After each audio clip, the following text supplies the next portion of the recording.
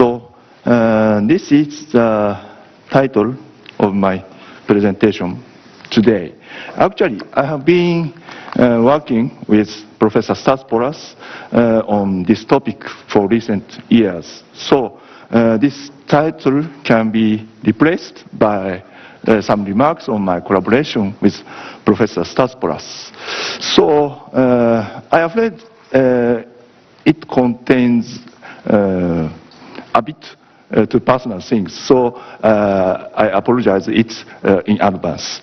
So first of all, let me introduce with a short history of our collaboration work.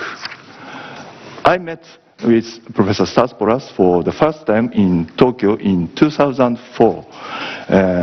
So at that time, I was managing the project on the guidelines for a practical application of CFD to terrestrial and wind environments around buildings by Architectural Institute of Japan, which was chaired by Professor Mochida.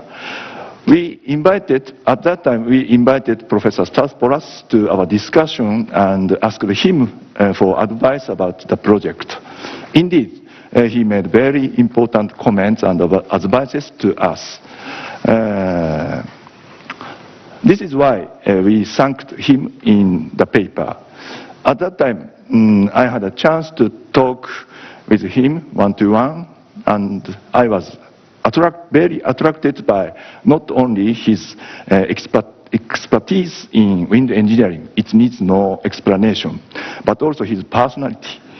My only concern was that he speaks a bit too fast for me. Anyway, he kindly accepted my possible visit to Concordia University. At last, I succeeded in getting a half-year sabbatical from 2006 to 2007. By the way, Canadian people say Canada has two seasons, winter and construction, or winter and not winter. This term was just winter. Anyway, I and my family enjoyed freezing winter of Montreal. Of course, our research collaboration was very fruitful, but we missed summer of Montreal. So I visited there again for 1 month in August 2011.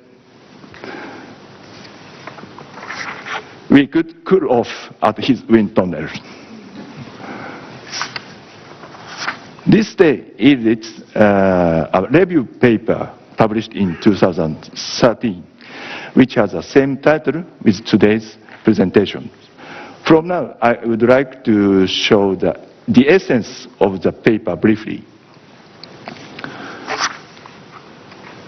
In this paper, we identified the key feature of near-field pollutant dispersion around buildings for appropriate CFD applications. The first one is three-dimensionality of mean flow.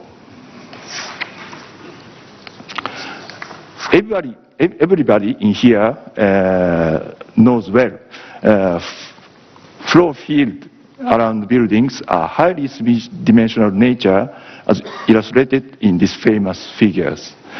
So it is very important that such complicated flow field is correctly reproduced as a premise. Today, I would like to introduce our results for gas dispersion around an isolated building with a rooftop exhaust. The excellent experiment was conducted by Lee and Meloni. In this case, gas source was set on the center of the roof.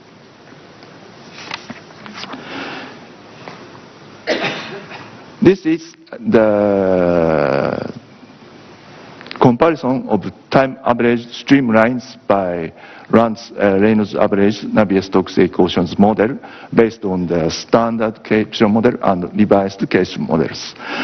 As many previous researchers mentioned, in the standard caption models, there is no reverse flow on the roof, which is observed in the experiments and revised models.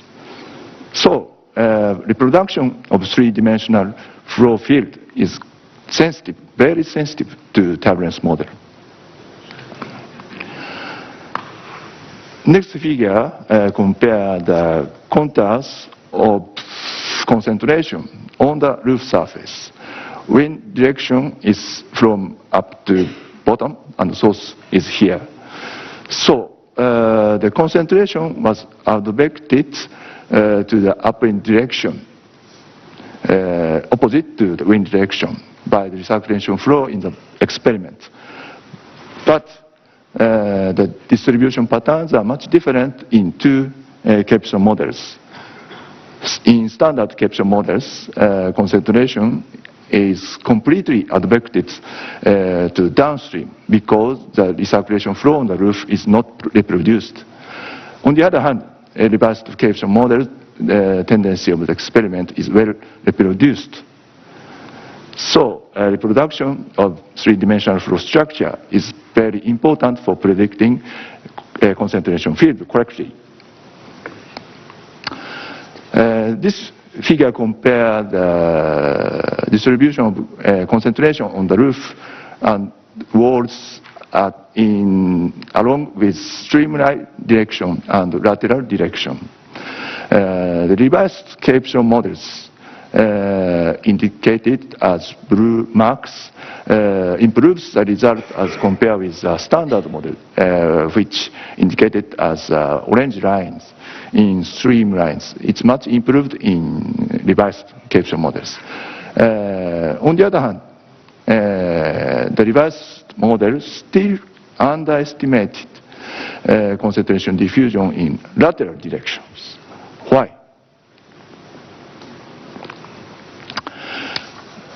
The second feature is key for that, the unsteadiness of large-scale flow structures.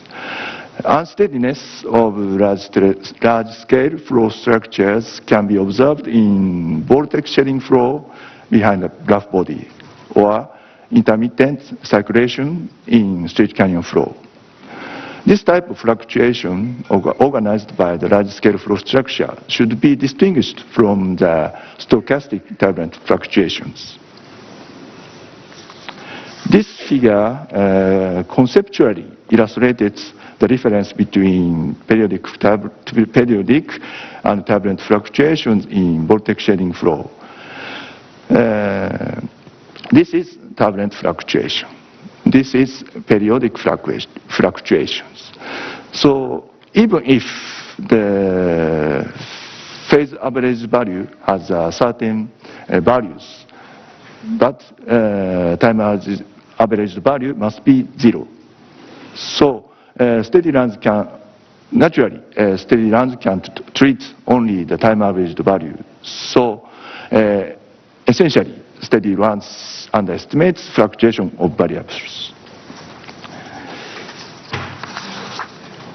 This movie shows the time series of instantaneous concentration obtained by LES.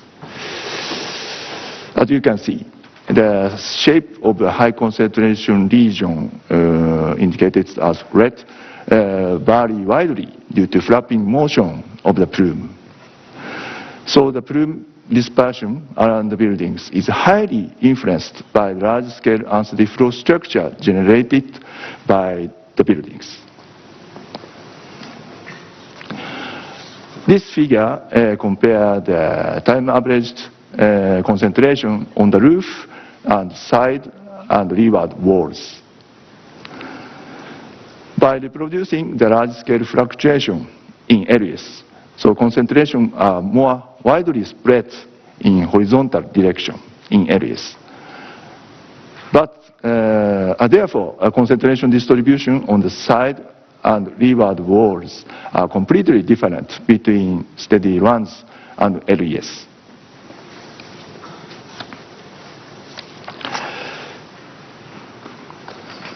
This figure compares the concentration along the center line of the roof and walls. Here the value on the walls. The difference between two approaches, steady runs and LES, is relatively small in streamwise direction. But lateral diffusion on central concentration is correctly reproduced in LES as compared with steady runs. Red line is LES.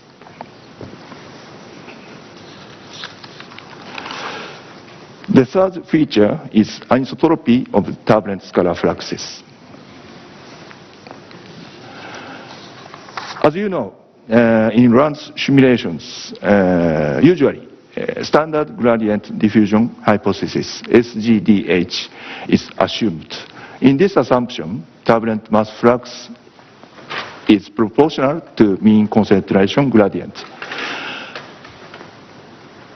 In this assumption is reasonable in such simple plume, but in complex flows, the direction of scalar flux is not always proportional to the mean concentration gradient. So this relationship based on standard gradient diffusion hypothesis do not accurately account non-local mixing. This is the third feature. Here, I would like to mention about turbulent Schmidt number problem.